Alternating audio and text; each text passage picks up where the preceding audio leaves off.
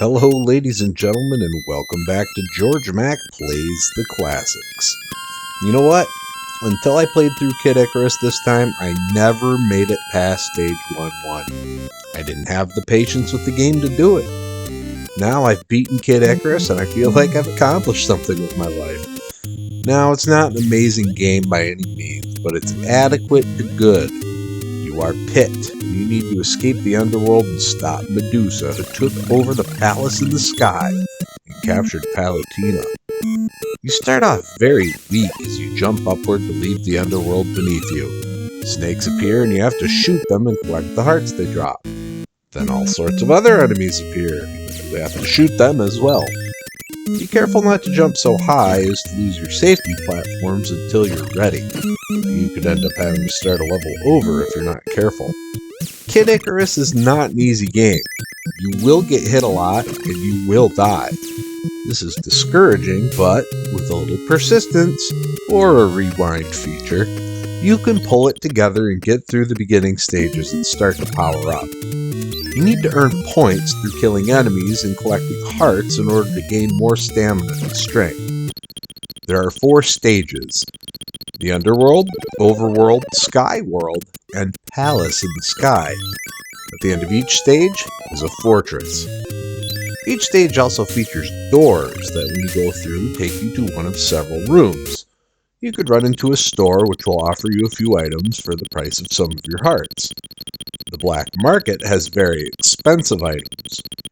A trading room that you have to survive in order to earn a special weapon. A treasure room where you destroy vases for hearts and mallets. An enemy lair where you kill flying enemies for hearts.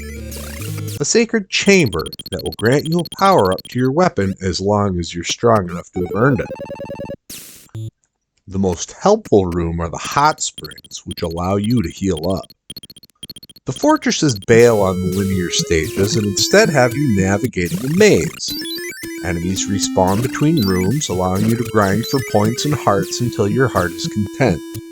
You have to find your way to the gatekeeper boss in order to move along. To help you get there, you can find a map, and then buy a pencil and flaming torch to automatically mark your way. The fortresses are home to 2 very annoying screens. The first is the spike screen, where spikes come out in a set pattern that you have to run through.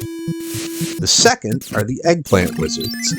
If they hit you with the eggplant projectiles, you turn into an eggplant and must make your way to a hospital screen to be cured.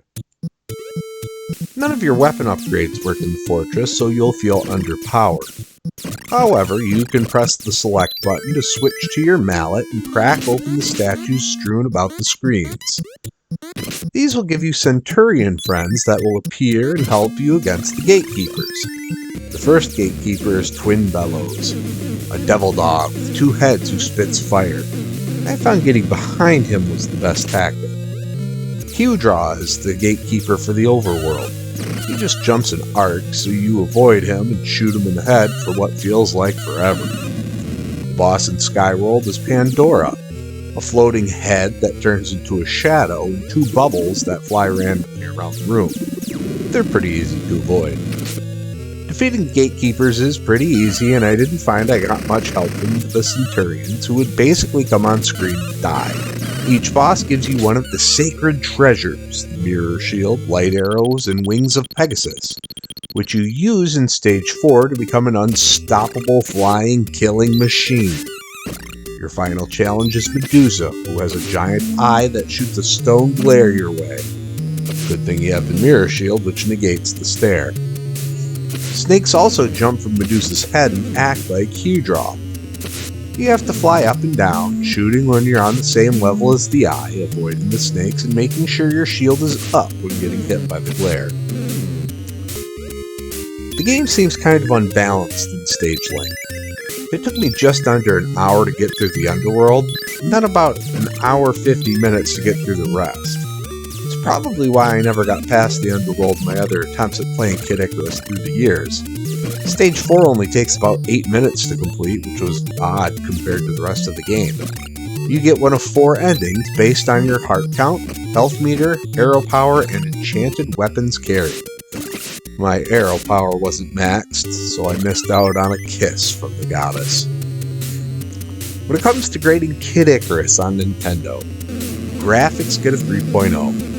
Graphics are better than most of the other games on the list so far.